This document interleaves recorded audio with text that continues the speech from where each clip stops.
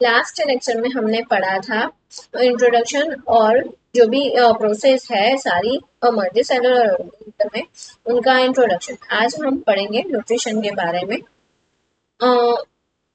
When we walk a ride a bicycle we are using up energy in. अगर आप मतलब कि cycle चला रहे हो और उसमें आपकी एनर्जी क्या होगी, यूज होगी। Even when we are not doing any apparent activity, energy is needed to maintain a state of order in our body. But अगर आप कुछ भी काम नहीं कर रहे हो, आप कुछ भी एक्टिविटी नहीं कर रहे हो, फिर भी आपकी बॉडी को क्या चाहिए, यहाँ पर एक एनर्जी तो चाहिए। We also need the material from the outside in order to grow, development, synthesise protein and the other substance need to the body. इसी वजह से आपकी बॉडी को यहाँ पर कुछ मटेरियल चाहिए ग्रो करने के लिए, बॉडी को डेवलप करने के लिए प्रोटीन चाहिए और कुछ सब्सटेंस भी है जो वो आपकी बॉडी को चाहिए। The source of energy material is the food we eat. इसे हम क्या बोलेंगे, सोर्स ऑफ मटेरियल बोलेंगे जो हम खाना खाते। How do living things get their food. मतलब कि जो चीज जिंदा है वो अपना खाना कैसे मतलब कि खाता है, या तो कैसे लाता है, कहाँ से आता है उनका खाना। The general requirement of for the energy and the material is common in all the organism। मतलब कि ये बेसिक नीड है, हर एक ऑर्गेनिज्म को एनर्जी एनर्जी मतलब कि जिंदा रहने के लिए एनर्जी चाहिए। But it is a fulfil in the different way. But हर एक में वो फुलफिल होती है different different ways. Some organisms use a simple food material obtained from the inorganic source in the form of a carbon dioxide or the water। कुछ organism यहाँ पर ऐसे हैं जो सिंपल फॉर्म में फूड को क्या करते हैं, अपने मतलब कि इंटेक करते हैं, और वो सब्सटेंस होते हैं इनऑर्गेनिक सोर्स में, जैसे कि कार्बन डाइऑक्साइड और पानी।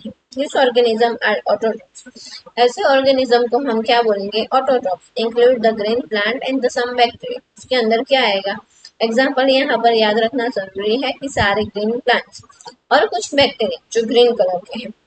बट अगर हम कुछ और ऑर्गेनिज्म की बात करें तो utilise the complex substance. The complex substance have to be broken down into a simpler form. वो क्या करते हैं, कॉम्प्लेक्स सब्सटेंस को इंटेक्ट करते हैं और उनकी बॉडी जो है उन वही सब्सटेंस को सिंपल फॉर्म में ब्रेक डाउन करती है।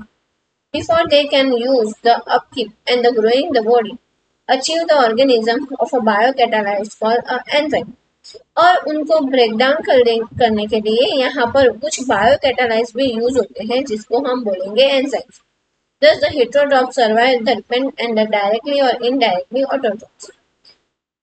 यहाँ पर हम ऐसा बोल सकते हैं कि जितने भी हेटेरोट्रॉप्स ऑर्गेनिज्म है वो किसके ऊपर डिपेंड है, डायरेक्टली और इनडायरेक्टली ऑटोट्रॉप के ऊपर डिपेंड है। Heterotrophic organism include the animal और फंज। हेटेरोट्रॉपिक ऑर्गेनिज्म में कौन कौन इंक्लूड होता है, सारे एनिमल्स और कुछ फंज। सबसे पहले हम ऑटोट्रॉप्स के बारे में पढ़ेंगे। Carbon and the energy requirement of autotrophic organism are fulfil the photosynthesis. अब ऑटोट्रॉप ऑर्गेनिज्म को अपने फुलफिल या तो फूड के लिए सबसे पहले तो क्या चाहिए, फोटोसिंथेसिस प्रोसेस करनी पड़ेगी।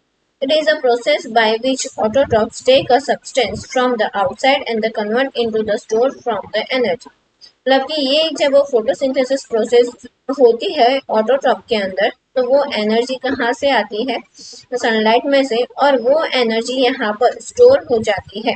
This material taken in the form of a carbon dioxide water which are convert into the carbohydrate and the presence of a sunlight. अब उसमें से कौन कौन से सोर्स होते हैं, कार्बन डाइऑक्साइड होता है और वाटर होता है जो कन्वर्ट हो जाता है कार्बोहाइड्रेट्स में। और ये जो प्रोसेस है वो कहाँ पर होती है, किसके प्रेजेंस के अंदर होती है, सनलाइट के, एंड उसमें यहाँ पर प्रेजेंट होता है chlorophyll. Carbohydrates are utilised providing energy to the plant. अब यही कार्बोहाइड्रेट प्लांट के जितने भी मतलब की पार्ट्स है वहां पर एनर्जी प्रोवाइड करता है। We will study how these take up a place in the next sections। The carbohydrates which are not used immediately are stored in the form of a starch। अगर जो खाना बचा है जो इमीडिएटली यूज नहीं हो रहा है वो खाना यहाँ पर प्लांट क्या करेगी, स्टोर करके रखेगी, किस फॉर्म में, starch form. which are the serve the internal energy reserve to be the use us, मतलब कि वो कब काम आएगा, जब उनके पास एनर्जी नहीं है या तो वो एनर्जी नहीं बना पा रहा है। when the required by the plant, जब भी प्लांट को require. Somewhat similar situation is seen where the some energy derived from the food we eat and stored in our body in the form of a glycogen। अब यही method यहाँ पर हमारी body के अंदर भी होता है, और वो जो फूड है जो हमें अभी नहीं चाहिए, वो फूड स्टोर रहता है ग्लाइकोजन के फॉर्म में।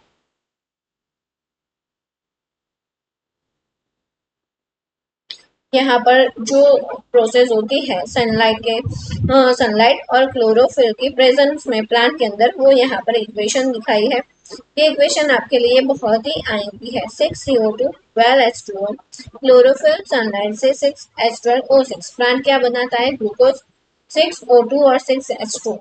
ओके, तो ये इक्वेशन आपको याद रखनी है। Thank you for watching my video. अगर आपको मेरा वीडियो पसंद आया तो उसे लाइक